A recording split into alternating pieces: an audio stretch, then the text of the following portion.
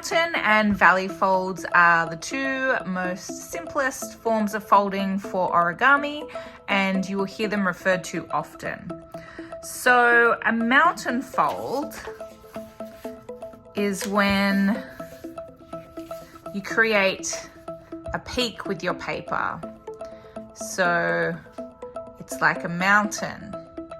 Whereas a valley fold is just the opposite of this. So if we were to fold this piece of paper in the opposite direction with the colored side on the inside, we've now created a valley fold. And this gives you a V shape, like you're going down into the valley. Whereas our mountain fold, you're going up the hill, up the mountain.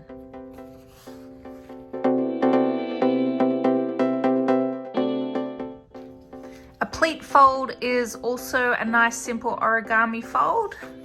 So to do a pleat fold, you're going to fold the paper back one way, and then you're going to fold it forward again. And here you've created like a letter Z, and that is a simple pleat fold. A reverse fold can go either on the inside or the outside. So first up, let's show an inside reverse fold.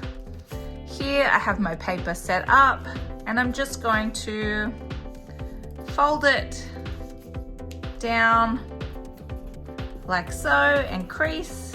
And then I'm just going to crease it the opposite way too.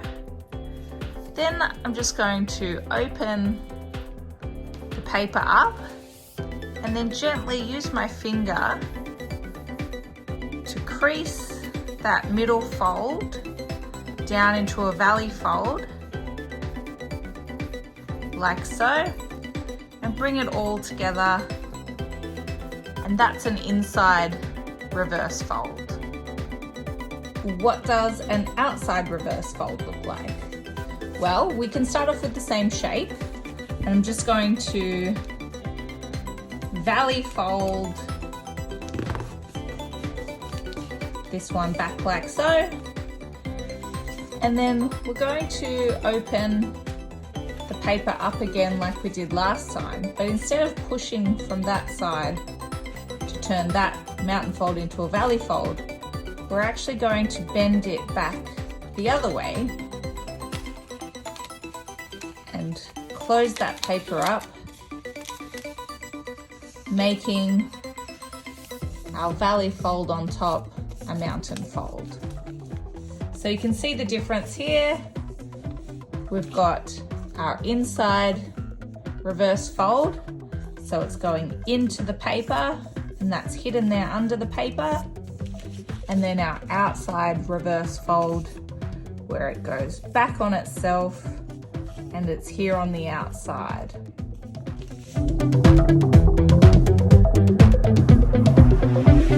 A rabbit ear fold leaves us with a new flap of paper. So what we need to do is create off this horizontal line here, 2 diagonal lines coming in to meet the vertical line here, and then we do some valley folding.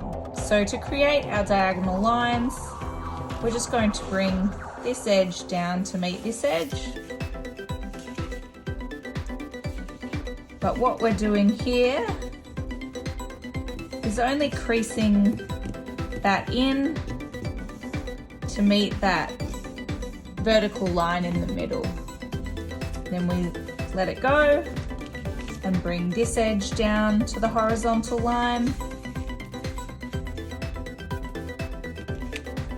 Again, creasing just to that center line. So now we have this nice axis with our vertical line sticking up, and we can use our fingers to bring those folds in and squash the paper down. And there we have our new flap, known as the rabbit ear. So that's a rabbit ear fold, and you can fold it over to one side or fold it back to the other side.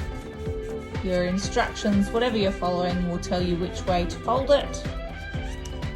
And this can also lead to a squash fold. So when you have a little pocket like this,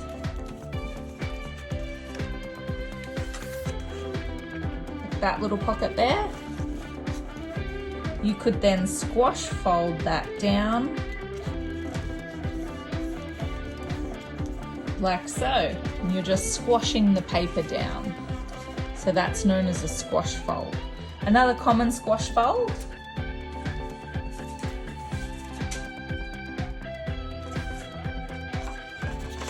is when we start off and we're folded on the diagonals both ways, and then we can tuck our finger in there and bring it over and squash the paper down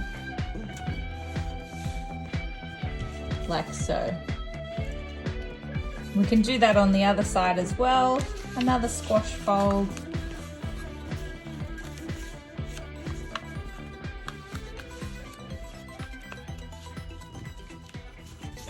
And that gives you this square base design, which is another common starting point for a lot of origami.